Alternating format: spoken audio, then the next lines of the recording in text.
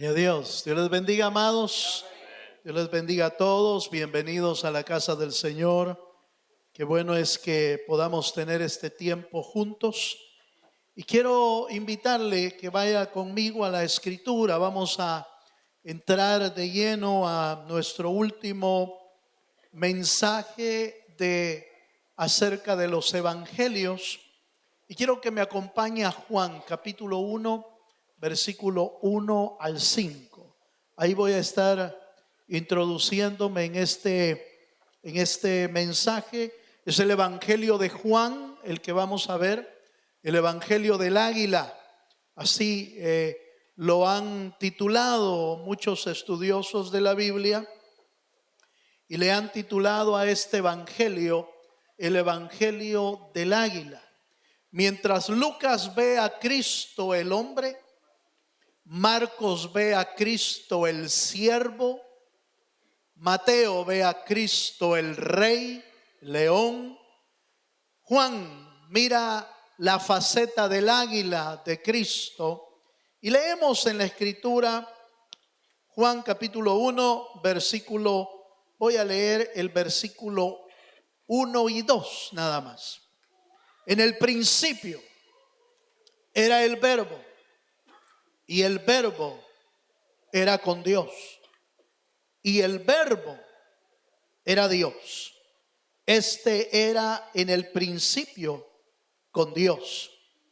Todas las cosas por Él fueron hechas, y sin Él nada de lo que ha sido hecho fue hecho. Hasta ahí.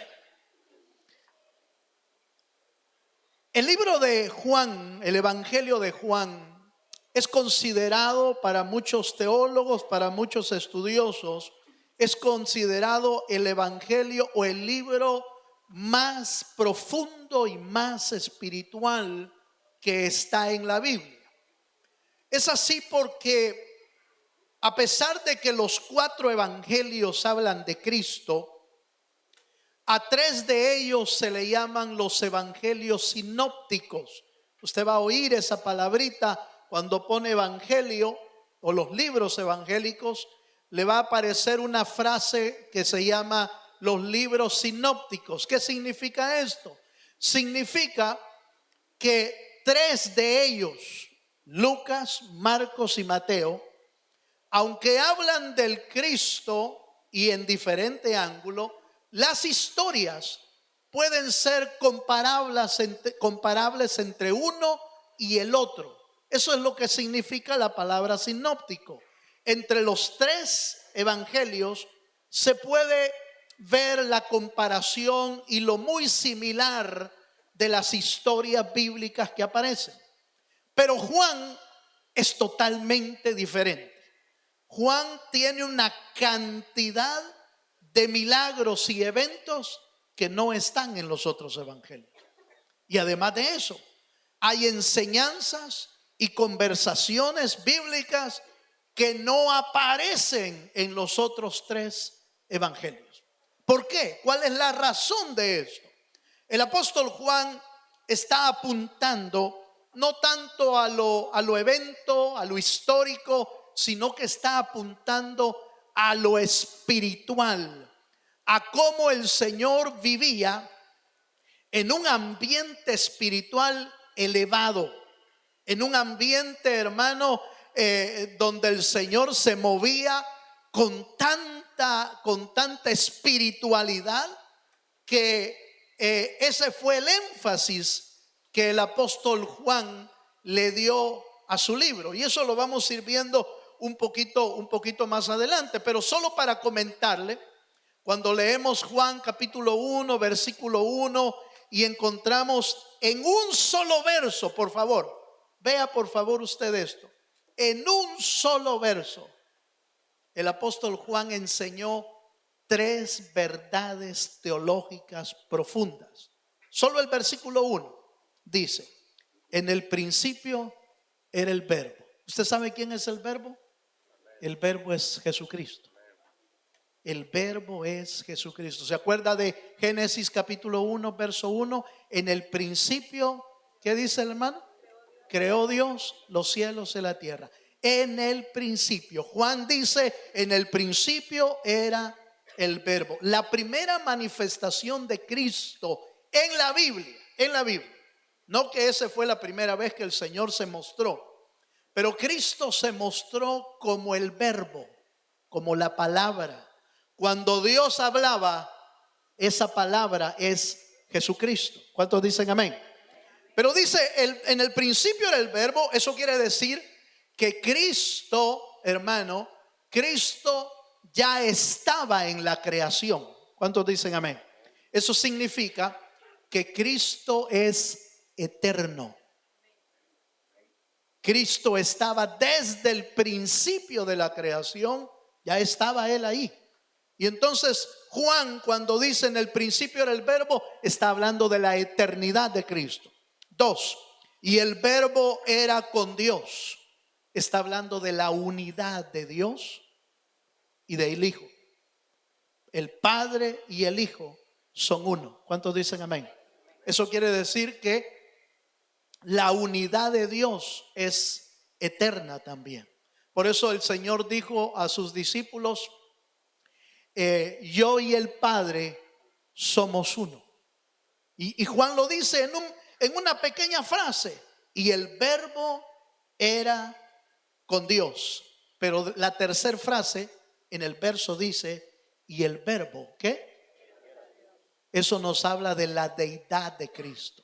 3 doctrinas fundamentales en el primer versículo: la eternidad de Dios, la unidad de Dios y la deidad de Dios en un solo versículo. El apóstol Juan podía dar cosas profundas en los versículos que vamos a encontrar más adelante. Nos vamos a dar cuenta que hay cosas que usted y yo necesitamos entender si queremos vivir de la misma manera que el Señor vivió en los ambientes espirituales elevados del Señor. Por eso refieren al apóstol Juan el evangelio del águila. ¿Por cuántos sabemos que el águila siempre anda en las alturas, hermano? No hay ave que pueda alcanzar el vuelo de un águila. No hay ni una sola ave en la tierra creada por Dios que pueda volar tan alto como el águila. Su casa y su nido la pone en la peña más alta de la montaña, en la roca más alta de la montaña. Ahí vive el águila, como dando a entender, nuestro Señor Jesucristo vive en las alturas. ¿Cuántos dicen amén? Es la única ave que cuando llega a una edad adulta, a una edad de madurez, es la única ave, hermano, que sufre un periodo de transformación. Cuando ya llegó a la madurez, el águila sube a la roca más alta y como su pico ya se puso grande, sus garras ya se hicieron grandes y su plumaje se hizo pesado, ¿sabe qué hace? Se transforma totalmente. Se rompe el pico para que salga otro. Se rompe las garras para que salga otro. Y se quita todas las plumas para que salga nuevo plumaje. ¿Cuántos dicen amén? Eso se llama resurrección. Nuestro Cristo, cuando estaba en la cumbre de la madurez, dio su vida para sufrir la glorificación de su vida y resucitar eterno, perfecto para siempre, y hermano, en sacrificio vivo por nosotros. ¿Cuántos dicen amén? Bueno, esa es una figura nada más, pero déjeme mostrarle. Yo le mencioné antes de entrar a algunos eventos que no están registrados en otro pasaje de la Biblia. Quiero mostrarle Juan capítulo 20 versos 30 y 31. ¿Cuál es el propósito del libro? ¿Por qué el apóstol Juan, inspirado por Dios, escribió este libro?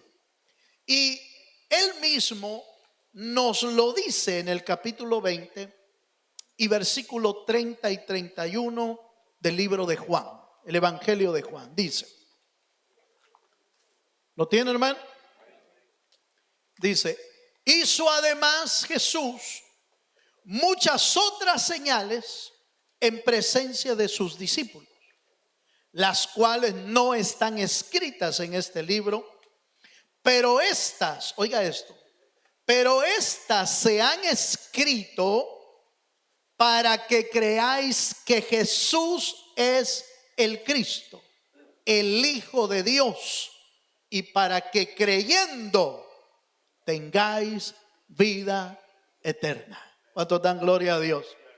El propósito por el cual el apóstol Juan escribió este libro es único, hermano, en el sentido de inspirar a nuestra vida la fe para creer en el Hijo de Dios y así alcanzar la vida eterna. No hay vida eterna si no se cree en el Hijo. No hay. Y no en cualquier hijo, sino en el Hijo de Dios, el Hijo divino. ¿Se acuerda? Lucas vio al Hijo del Hombre. Juan no ve al Hijo del Hombre. Juan ve al Hijo de Dios, al Hijo divino, la parte divina del Señor. Pero vaya conmigo un poquito más. Quiero mostrarle, hay milagros y eventos que sucedieron, conversaciones que sucedieron, que solo las registra el Evangelio de Juan.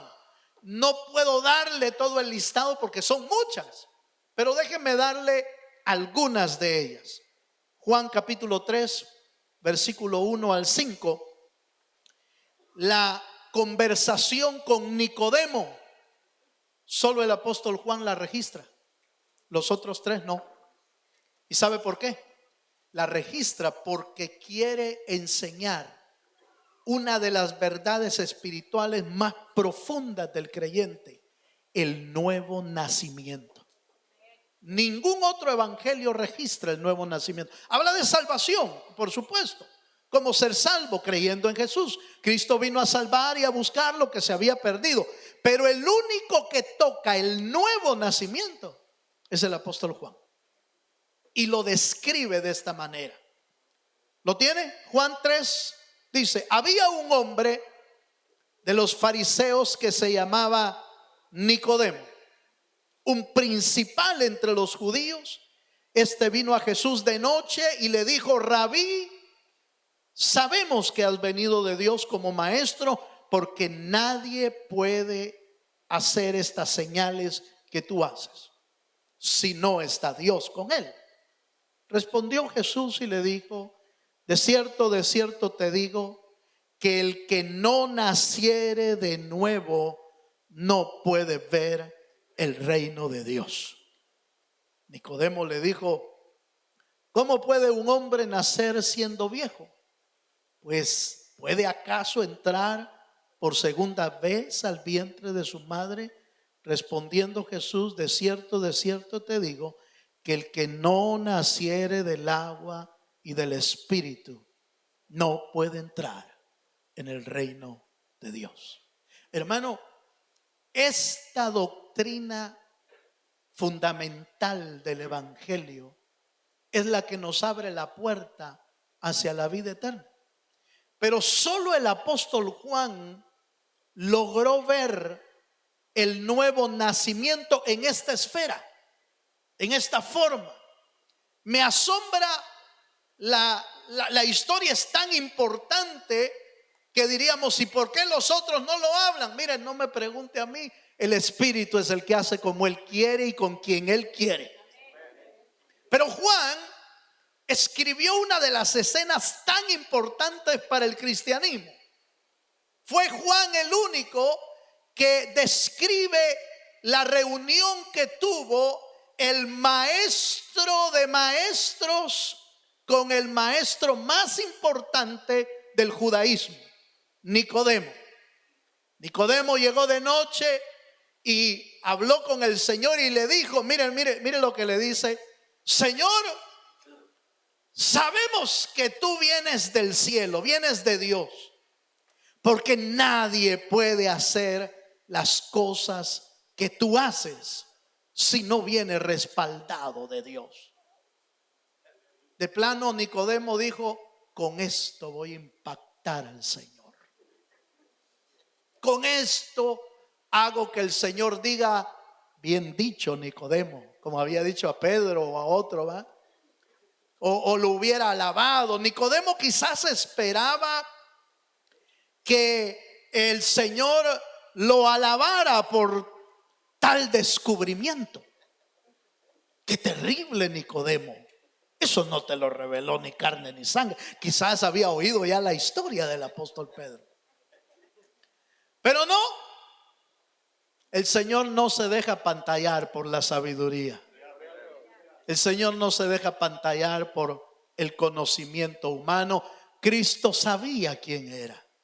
Cristo sabía que era el rabí de todo Jerusalén, del judaísmo. Un hombre entendido en las escrituras.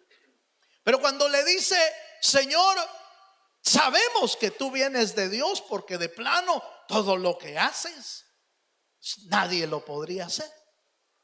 Él no dijo ni está bien ni está mal, fue directo a la yugular. Aleluya. ¿Sí? Fue directo a la yugular y le dijo: si no naces de nuevo, no entras al reino. ¿Qué? ¿Cómo dijiste? Te es necesario nacer de nuevo para entrar al reino. Y entonces buscó todos los libros de teología judía, la ley, buscó en su computadora, en su mente, ¿dónde dice del nuevo nacimiento? ¿Dónde habla el nuevo nacimiento? ¿Cómo? Te es necesario nacer de nuevo, porque si no, no vas a entrar al reino. Pero, y entonces tengo que entrar de nuevo al vientre de mi madre. Ay, Dios, ¿y este es el profesor? Déjeme pensar que el Señor. Y ese es el rabí. Más adelante usted lo puede buscar. Le dijo: si te estoy hablando cosas sencillas, cosas de la tierra, ¿qué pasaría si te hablo de las cosas celestiales? Toda sabiduría humana es incompetente para entender los misterios de Dios. Si no los revela el Espíritu, no entendemos nada. Dele un fuerte aplauso al Señor.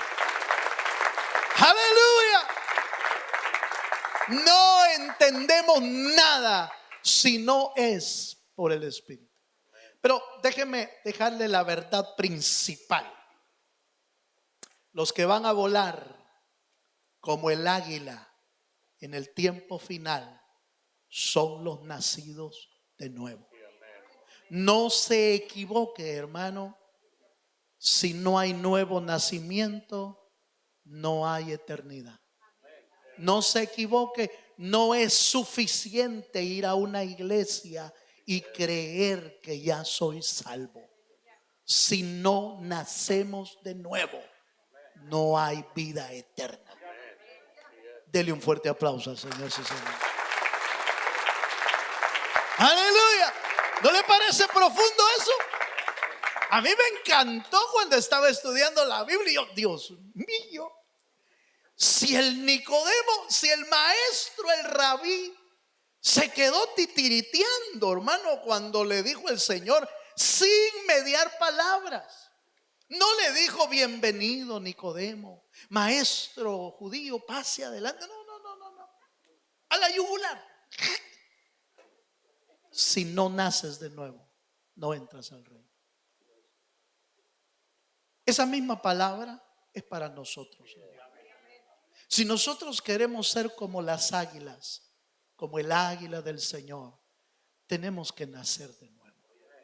El nuevo nacimiento es un hermano, un elemento importantísimo, vital. No se lo puede uno perder. Porque en el nuevo nacimiento es donde tu espíritu nace para el Señor. ¿Por qué? Porque estaba muerto. La Biblia dice que estábamos muertos en delitos y pecados. ¿Cuántos dicen amén? Solo los nacidos de nuevo empiezan a hacer fila para la eternidad. Por eso usted y yo debemos estar seguros, hermano. Perdone lo que estoy diciendo. Si le incomoda, pues qué bueno. Aleluya. Pues qué bueno. Porque si no nacemos de verdad, hermano, estaríamos perdiendo el tiempo. Estaríamos perdiendo el tiempo. Ay, hermano, pero ¿y cómo dice semejante cosa? Ya no van a venir los hermanos. Pues yo no sé, el Espíritu los va a traer. Porque el Espíritu trae, hermano. Es el Espíritu, el único. Él es el que busca, Él es el que salva. Ni nosotros no podemos hacer eso. Solo el Señor. Pero es importante que seamos conscientes de lo tremendo de esta verdad. Solo los nacidos de nuevo van a entrar al reino de los cielos. ¿Está de acuerdo conmigo? Eso es Biblia, es teología y no se puede mover. Son las piedras angulares de la Biblia. La piedra angular del Señor es única, no se puede remover. Podemos predicar del evangelio, pero el evangelio no se puede negociar. La palabra de Dios ni la presencia de Dios se negocian jamás. En esta iglesia hay dos cosas, hermano, que no se pueden mover: ni la palabra ni la presencia de Dios. El día que nos falte una de ellas, ya nos torcimos del camino. Nos torcimos y ya no serviríamos para nada, hermano. Pero si mantenemos vivo su presencia en nuestro corazón y su palabra, entonces vamos en el camino correcto. Dele un fuerte aplauso al Dios de los cielos. Número 2. Segundo evento. Segundo evento en la que solo Juan la describe. Esa está en Juan capítulo 4, versículo 20 al 23. La plática con la samaritana. Solo el apóstol Juan la escribió. Hay mucha enseñanza ahí. Hay un río de enseñanza ahí. Pero me voy a enfocar en un punto nada más, porque no podríamos ver todas las enseñanzas que hay ahí.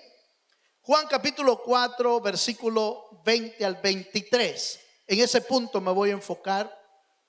Están en plática Jesús con la samaritana, sacando el agua en el pozo de Jacob. Ya usted sabe la historia, y si no, léala ahí en Juan capítulo 4. Y el verso 20 dice: nuestros padres adoraron en este monte, y vosotros decís que en Jerusalén es el lugar donde se debe de adorar.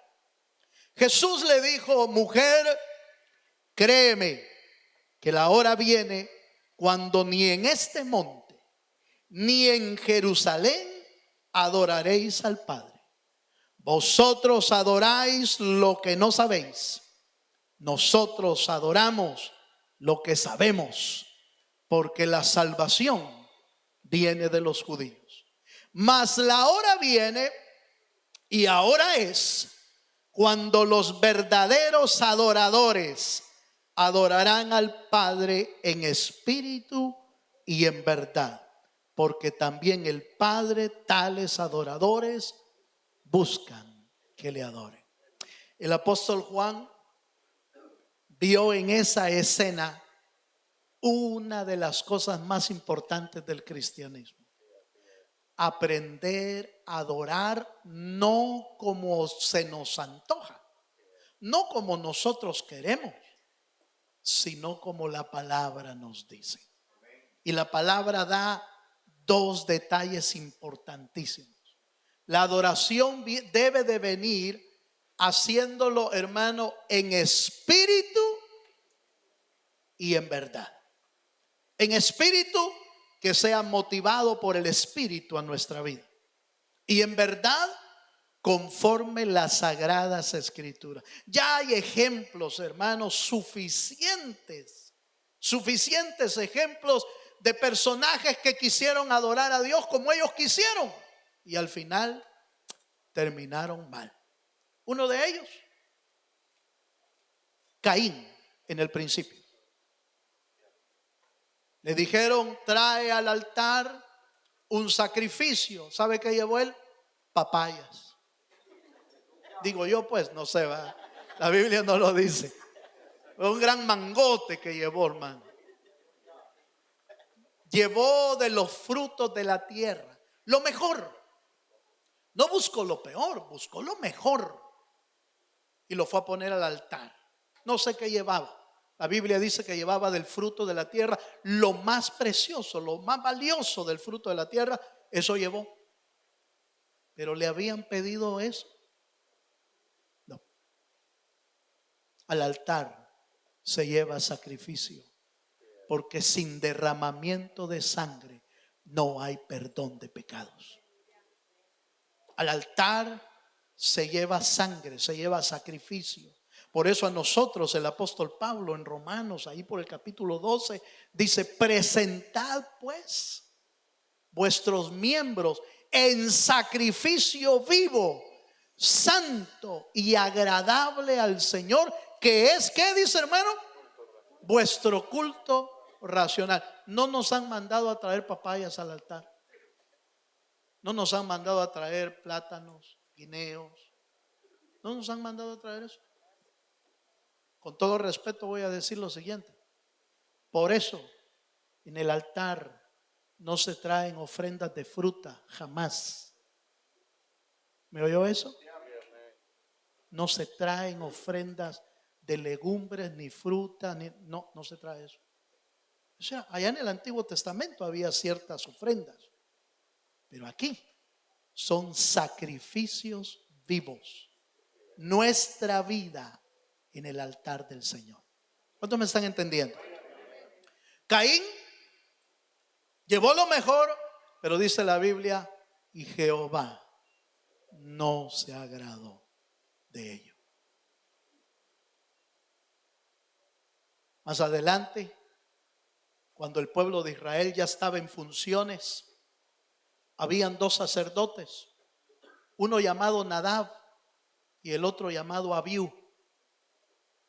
Y a ellos les dijeron, miren, cuando presenten el incienso delante del Señor, este incienso debe de ser preparado de esta y de esta manera. Pondrás acacia, pondrás este perfume, pondrás este aceite, pondrás estas especies y ese será el incienso. Y dice la Biblia que Nadab y Abiú hicieron un incienso extraño con otros elementos, con otra receta, vaya, si lo podemos ver así. Hicieron otra receta. ¿Vieron en YouTube? Eso no está en la Biblia, no lo voy a buscar. El pastor dice que ya había YouTube en el Antiguo Testamento. No, saber que vieron, hermano. Saber que vieron. Y es posible que inclusive cuando lo hicieron estaban borrachos. Es posible. Porque a partir de ahí el Señor prohibió que los sacerdotes estuvieran tomando o bebieran licor, vino. Quizás, este es un quizás, no lo dice la Biblia.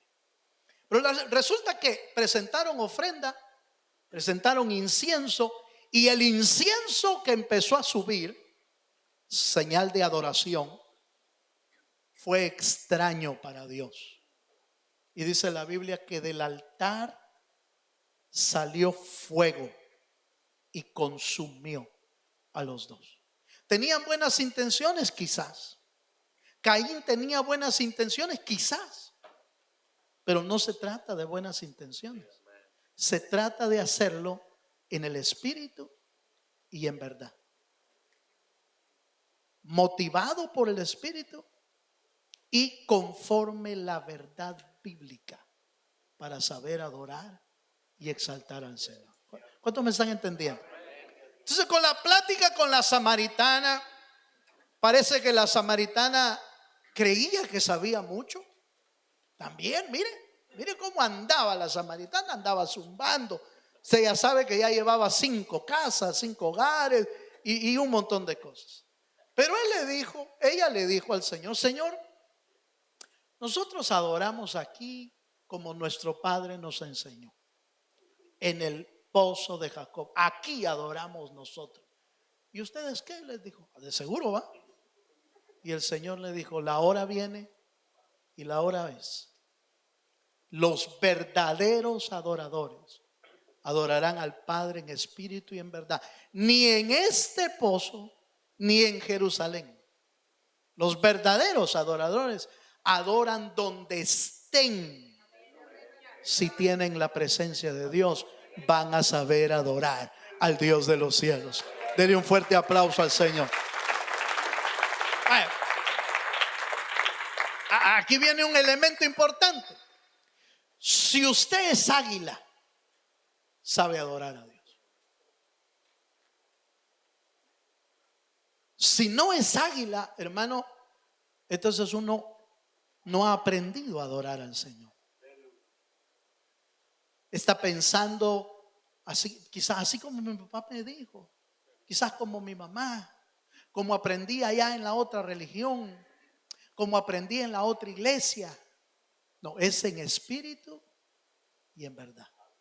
Hay que ver lo que dice la Escritura acerca de la adoración, porque las águilas de Dios, los que van a volar, saben adorar al Señor. Hay un ejemplo en la Biblia de adoración que es impresionante. Aquella mujer que llevó el frasco de nardo puro, ¿se acuerdan? El frasco de alabastro. Esa manera de adoración es tremenda, hermano. ¿Quién se la dio? El Espíritu tuvo que ser, hermano. El Espíritu. Porque a los judíos, a los legalistas les pareció mal. Uno de ellos dijo: si este fuera profeta, sabría quién lo está tocando. Jesús sabía muy bien quién era. Jesús sabía bien. Sabía que era una mujer pecadora, pero que tenía tanta necesidad en su vida que encontró la misericordia de Dios. Y oiga esto, y dijo: en todo lugar donde se predique el evangelio de Jesucristo, se sabrá de esta mujer, de cómo derramó sus lágrimas y enjugó con sus cabellos, enjugó las lágrimas que había depositado en sus pies. En todo el mundo se conoce de esa mujer. ¿Sabe por qué? Porque supo adorar al Señor.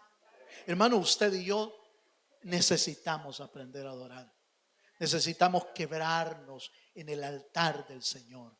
Necesitamos quebrar nuestro espíritu, nuestra alma delante de Dios. No es cantar por cantar, es adorar al Rey de Reyes y Señor de Señores. ¿Cuántos dicen amén? El canto, mire, no es nuestra voz la que impacta a Dios. Lo que impacta a Dios es el corazón quebrado que usted y yo traemos delante del Señor. Denle un fuerte aplauso al Señor. Sigamos. Número 3. Siguiente verdad que no está en otro de los evangelios. Juan capítulo 7, verso 37 al 39. Juan relató acerca de una fiesta, la fiesta de los tabernáculos. Y solo Juan la refiere de esta manera. Juan 7:37. Y fue ahí donde el apóstol Juan vio cómo el Señor, hermano, ofreció la llenura del Espíritu Santo sobre los creyentes. Ahí, antes de que viniera. Dice Juan capítulo 7, verso 37. En el último día, o en el último y gran día, mire esto, de la fiesta, Jesús se puso en pie y alzó la voz diciendo: si alguno tiene sed, venga a mí El que cree en mí, como dice la Escritura, de su interior correrán ríos de agua viva. Esto dijo, oiga, esto dijo del Espíritu que había de venir o que habían de recibir. ¿Quiénes? Los creyentes en él. Pues aún no había venido el Espíritu Santo, porque Jesús no había sido aún glorificado. Oiga esto, tercer verdad importante que el apóstol Juan enseña en su libro: la llenura del Espíritu Santo como un río.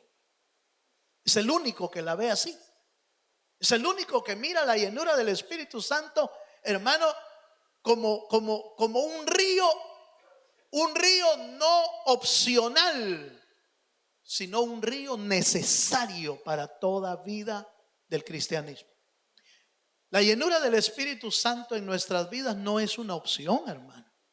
No, es una necesidad para nosotros. Si queremos vivir en los ambientes espirituales, no lo podemos hacer sin la ayuda del Espíritu. No lo podemos hacer. Si no tenemos esa dimensión, ese río fluyendo en nosotros, ¿sabe qué es lo que fluye? La carnalidad. Cuando no fluye el río de Dios, entonces fluye la carne, fluye la carnalidad, lo vano, lo malo. El viejo hombre opera con libertad en nuestra vida, pero cuando el río de Dios está ahí, mire, el río de Dios no lo deja emerger al viejo hombre, solo deja emerger a la nueva criatura, al recién nacido hijo de Dios que está dentro de nosotros. Por eso es tan importante el río del Espíritu en nuestra vida. ¿Por qué? Si queremos movernos en los ambientes espirituales, cada uno de nosotros necesita la llenura del Espíritu Santo. ¿Cuántos me están entendiendo?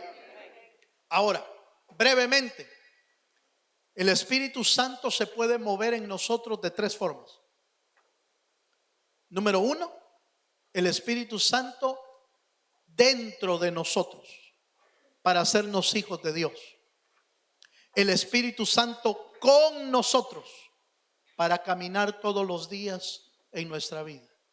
Y el Espíritu Santo sobre nosotros para darnos poder y autoridad sobre toda obra del diablo. ¿Cómo vencemos a nuestro enemigo? Con el poder del Espíritu Santo.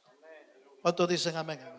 Entonces no es una opción el Espíritu Santo en nuestra vida, es una necesidad de cada creyente buscar ser lleno del Espíritu Santo. Amén, hermano. Número 4, voy un poquito rápido para que me quede espacio de poder ministrar la palabra del Señor. Juan capítulo 10 verso 11. Juan capítulo 10 verso 11 y 14. El apóstol Juan fue el único que vio a Jesús como el buen pastor. El buen pastor. El apóstol Pedro habló del pastor de nuestras almas, pero el buen pastor solo lo vio Juan en este pasaje. Y es el único que lo escribe y lo narra de esta manera. ¿Lo tiene, hermano? Dice Juan 10, 11, yo soy el buen pastor y el buen pastor su vida da por las ovejas. Verso 14, yo soy el buen pastor y conozco mis ovejas. ¿Y las mías qué? ¿Usted conoce al buen pastor? ¿Cuántos conocen al buen pastor? Si usted lo conoce, ya la hizo, hermano. Ya la hizo. ¿Por qué? Hoy por la mañana hablábamos de los cuidados del pastor, del Dios como pastor. Y el pastor, cuando nosotros hablamos de pastor, inmediatamente pensamos en Dios como el que suple nuestras necesidades, como el que nos da de comer, nos da agüita y mi agüita, dicen algunos hermanos por ahí, pero esa es otra cosa. Dice el buen pastor no solamente da de comer. El buen pastor cumple otras dos funciones importantes: guía y protege. Guía y protege.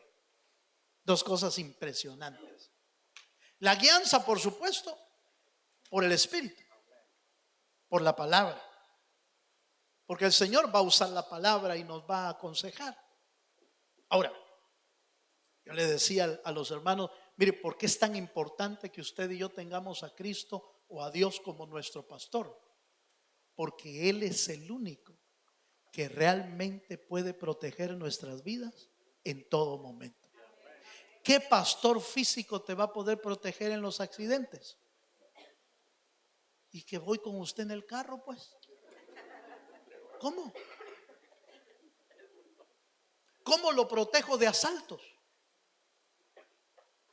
¿Cómo lo protejo de robos? ¿Cómo lo protejo de fraudes? ¿Cómo lo protejo de accidentes? ¿Cómo? Entonces yo entiendo bien. Por eso es que Él quiere que conozcamos al buen pastor. Porque Él es el único que puede guardar tu alma en todo tiempo, 24 horas del día, los 7 días de la semana. Él es el único que puede guardarte. Él es el único. Por eso necesitamos al pastor de pastores. Por eso necesitamos ir al pastor de nuestras almas, conocerlo a Él como nuestro pastor, no solo pensando en la provisión, alimento, agua, eso, no, pensando en la guianza para no perdernos del camino y pensando en todos los peligros del camino. El apóstol Pablo habla un poco acerca de los peligros y dice, miren, yo he estado en tribulaciones, he estado en cárceles, he estado en latigazos, he estado con los ladrones, he estado esto. Había pasado el apóstol Pablo, había pasado en el camino hacia la vida eterna, había pasado de peligros, hermano, incontables. ¿Quién era el único que lo había guardado? Dios, el pastor de nuestras almas. Los que van a volar al cielo, necesitamos tener al pastor de nuestras almas, hermano, bien identificado en nuestra vida y por supuesto sujetándonos a la guianza de nuestro pastor eterno. ¿Cuántos dicen amén? No vamos a llegar lejos si no nos metemos bajo la sombra del pastor. No nos vamos a llegar lejos si no aprendemos a ser sujetos al pastor de pastores. ¿Cuántos me están entendiendo, hermano? Si yo por eso busco al pastor de pastores, hágalo, hermano. Él es el único que nos puede guiar hacia toda verdad y hacia toda justicia, como dice el Espíritu. Vamos un poquito más, voy al último. Juan capítulo 21. Otro evento que no está registrado en los otros evangelios es lo que se conoce como la segunda pesca milagrosa. Él es el único que la habla. Los demás, los otros tres, hablan de la pesca milagrosa, pero recuerde, es la primera pesca milagrosa, porque es cuando llaman a Pedro para que sea pescador de hombres. Pero la que yo le voy a leer es la pesca milagrosa que sucede cuando el Señor ya resucitó. Hay otra pesca y él es el único. Juan el apóstol es el único que relata la segunda pesca milagrosa. ¿Por qué? Vamos a ver algunas cosas aquí. Juan capítulo 21, versículo, vamos a ver, versículo 9 en adelante. 21:9.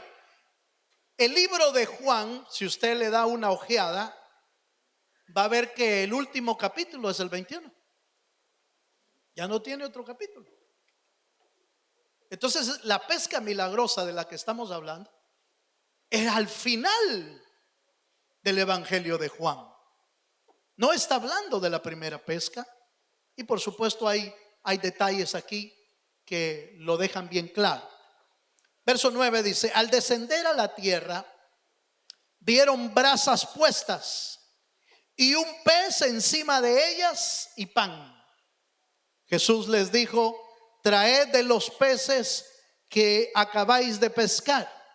Subió Simón Pedro y sacó la red a la tierra, llena de ¿qué, hermano?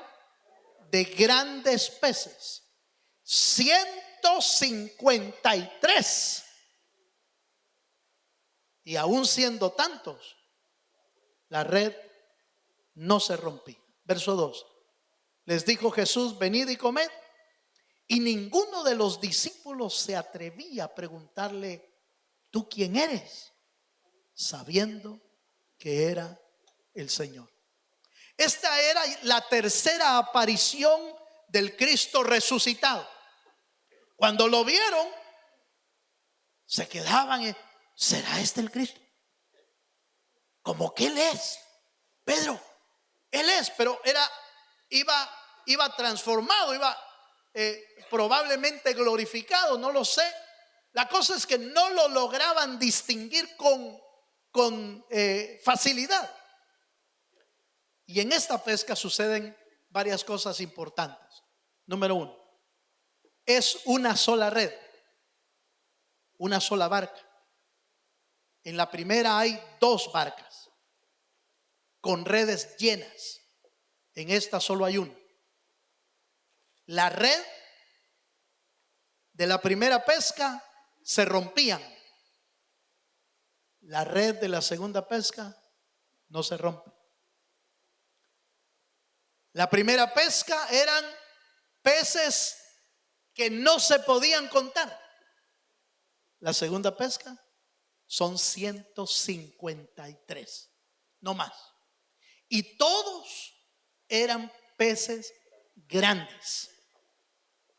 Fíjense, 150. Algunos han tratado de descifrar qué significa los 153. Yo me puse a investigar y qué quiere decir 153 y 153, y busqué por un lado y busqué por otro lado y busqué por otro. Encontré respuestas, pero no me convencen las respuestas. Como que se las sacaron de la manga. Entonces me quedé con lo que dice un teólogo. Y dice: lo que no te ha sido revelado, pregúntalo en el cielo. No tratemos de estirar algo que no se sabe para lograr dar una respuesta. No sé qué son esos 153. Ahí lo investiga usted. Y si no, se va conmigo en el cielo y allá le preguntamos al Señor qué significan esos 100. No hay que estirar algo que no se sabe. No hay que estirar. Pero me quedo con esto. Se escribe de esta pesca como el milagro final del Señor Jesucristo para darles el impulso espiritual de lo que iban a comenzar a hacer los apóstoles. El evangelio comienza con una pesca milagrosa y termina con una pesca milagrosa. El evangelio comenzó antes de que llamaran a los discípulos, antes de llamar a Pedro. Comenzó con un milagro, ¿se acuerda? Un milagro de pesca. Y está terminando. El último milagro que hizo el Señor Jesucristo en la tierra fue una pesca milagrosa. ¿Sabe por qué? Porque esta es mi opinión. Yo creo que lo que quería enseñarle a los apóstoles es que lo que venía en el futuro era que ellos se iban a encargar de llevar el mensaje como pescadores pero que no lo podían hacer sino con la ayuda de Dios, única y exclusivamente. Cuando Jesús llegó, les preguntó: ¿tienen que comer? ¿Y sabe qué dijeron? Otra vez, no hemos pescado nada. Porque el evangelio no se predica con fuerzas humanas. El evangelio se predica con el poder de Dios. El testimonio de lo que Dios está haciendo en tu vida servirá de carnada para que otros vengan al evangelio de Jesucristo. Pero también nos enseña que aquellos que vamos para el cielo no podemos dejar de hablar de las cosas del Señor. Hermano, usted y yo no estamos aquí perdiendo el tiempo. Usted y yo estamos aquí para evangelizar a los que no conocen de Dios. Así que, hermano, desempolve un poco la Biblia. Aleluya. Desempolvemos un poquito la Biblia. También desempolve los tenis, los zapatos cómodos, y póngaselos para llevar el evangelio de Jesucristo. Porque Cristo viene pronto y su galardón con él. Dele un fuerte aplauso al Señor. Aleluya. Yo termino. En ese ambiente vivía el Señor Jesucristo, haciendo milagros, revelando verdades. Solo le hablé, diríamos, de las conversaciones que no están en los otros evangelios. Pero déjeme mostrarle así, rapidito, solo lo leo. Déjeme mostrarle milagros que no están en los otros evangelios. El agua transformada en vino solo está en Juan. La sanidad del funcionario, del hijo del funcionario del rey, solo está en Juan. La sanidad del hombre del estanque de Betesda solo está en Juan. El ciego de nacimiento solo está en Juan. La resurrección de Lázaro solo está en Juan. Y la segunda pesca milagrosa solo está en Juan. Si usted quiere leer más, lea Juan. Porque nos va a hacer vivir en una dimensión espiritual que tanto nos hace falta a nosotros, hermano. Queremos ser como el águila Jesucristo, tenemos que aprender a buscar lo espiritual. Y Juan señaló lo más espiritual de los eventos, los milagros, las pláticas de nuestro Señor Jesucristo. Póngase de pie, por favor. Vamos a orar. Como quisiera que cuando el Señor Jesucristo venga por nosotros, nos haya a todos volando, hermano. Volando en las alturas, volando en los ambientes espirituales, donde nadie puede detenerte. La serpiente no puede llegar donde está el águila. No puede llegar hasta allá, porque vive en una dimensión elevada. Dios quiere que usted y yo vivamos en esa dimensión, pero necesitamos buscar al Dios de los cielos. Cierre sus ojos. Cierre tus ojos un momento. Aleluya. Y así con nuestros ojos cerrados, ¿se animaría a decirle al Señor esta mañana: Señor, yo quiero volar como las águilas? Quiero volar en las alturas por medio de tu Espíritu. Enséñanos a vivir una vida espiritual más alta. Enséñanos a vivir en las alturas, Señor. Véngase.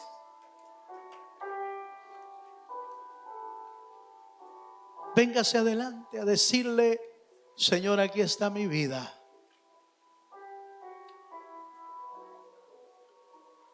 Aleluya.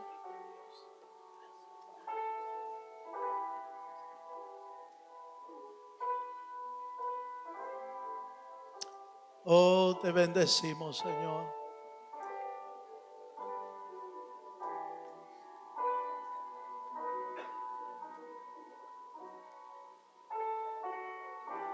Despeguémonos un poco de la tierra.